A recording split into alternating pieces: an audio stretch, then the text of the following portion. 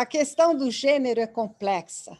Vale lembrar, antes de mais nada, que Joe Biden escolheu uma mulher, Kamala Harris, para ser a sua vice-presidente e um homem gay para ser o secretário dos transportes. Biden sabe que a questão prioritária é a competência e não o gênero. Poderia nos servir de exemplo. Antes de voltar à questão da bissexualidade, eu quero falar dos estudos feitos nos Estados Unidos por Kinsey, um sexólogo americano que fundou em 1947 o Instituto de Pesquisa do Sexo na Universidade de Indiana. Kinsey é conhecido, sobretudo, por ter escrito Comportamento Sexual no Homem, em 1948, e Comportamento Sexual na Mulher, em 1953. A pesquisa dele sobre a sexualidade humana provocou grande controvérsia nos anos 40 e 50. Segundo ele, grande parte da população americana tinha um comportamento bissexual. Os seus estudos mostram que o espectro da sexualidade humana é amplo e não pode ser reduzido à hétero e à homossexualidade. O texto sobre o comportamento sexual masculino afirma que, entre os homens, quase metade, 46% da população, se envolve em atividades heterossexuais e homossexuais, ou reage a pessoas de ambos os sexos, e que 37% da população masculina tem pelo menos alguma experiência homossexual. Embora pesquisadores mais recentes acreditem que Kinsey superestimou a taxa de atração pelo mesmo sexo, seu trabalho pioneiro é considerado da maior importância. Por outro lado, existe um estudo interessante feito pela Associação Americana de Psicologia, segundo o qual se desenvolve ao longo da vida. As pessoas podem considerar que são heterossexuais, homossexuais ou bissexuais em momentos diferentes da sua existência. O desenvolvimento da identidade sexual é um processo complexo. Pode haver mudança considerável na identidade LGBT ao longo do tempo. Segundo um dos estudos da Associação Americana, jovens que haviam se identificado inicialmente como bissexuais tiveram aproximadamente 3 vezes mais chances de se identificar como gay ou lésbica em avaliações subsequentes. Dos que haviam se identificado inicialmente como bissexuais, 60% continuaram a se identificar da mesma maneira, enquanto cerca de 30% a 40% assumiram uma identidade gay ou lésbica. Isso significa que uma identidade bissexual pode servir como identidade de transição para uma futura identidade gay ou lésbica. Os bissexuais geralmente começam a se identificar como tal nos seus primeiros 20 anos de vida. As mulheres têm mais frequentemente a sua primeira experiência heterossexual antes da sua primeira experiência homossexual.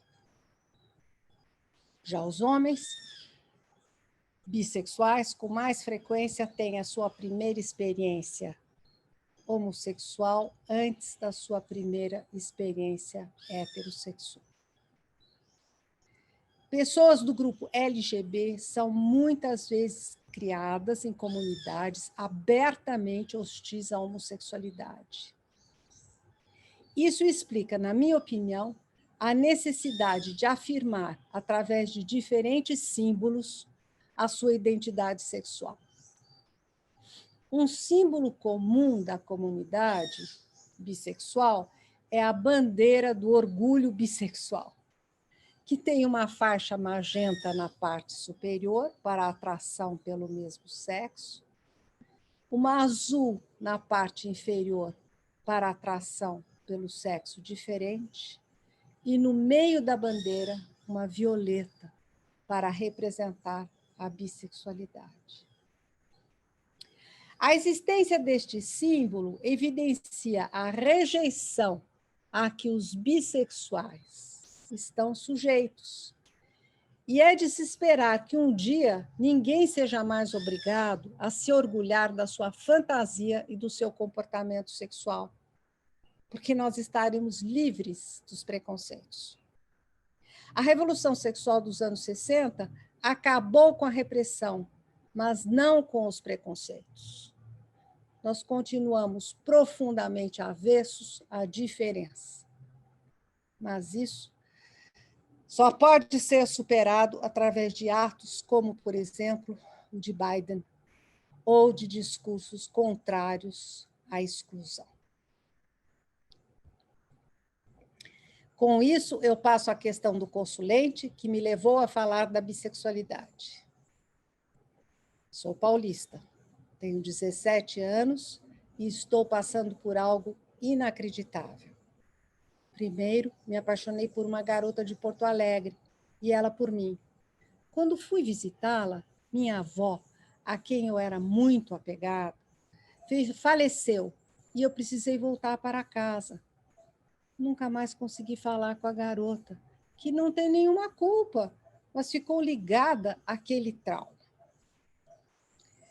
Depois de um tempo, em São Paulo, conheci um rapaz no cursinho por quem sinto uma atração física como nunca antes.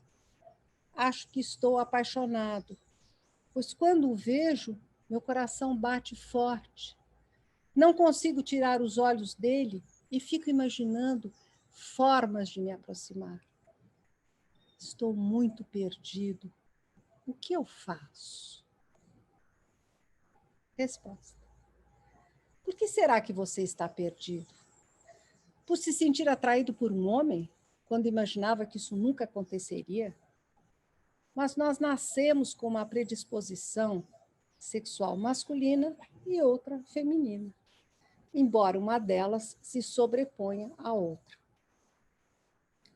A bissexualidade é o nosso traço comum, e o que importa verdadeiramente não é ser hétero ou homo, não é a preferência sexual, mas o amor. Isso fica claro no filme de Ang Lee, O Segredo de Brokeback Mountain. Precisamente porque um dos dois cowboys que se amam não aceita ser homossexual.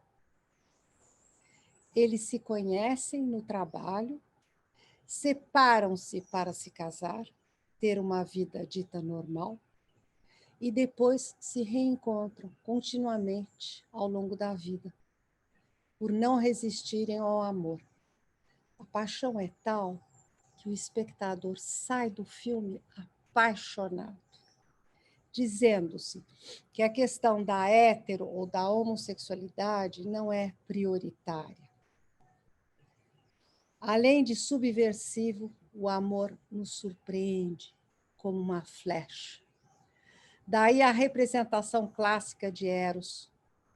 Eros que te flechou 2 vezes. Uma primeira para gostar de uma garota e uma segunda para gostar de um rapaz. Seria bom consultar um analista para descobrir o que levou você a se apaixonar nos 2 casos. Com isso, você ficará mais livre e terá mais possibilidade de escolher.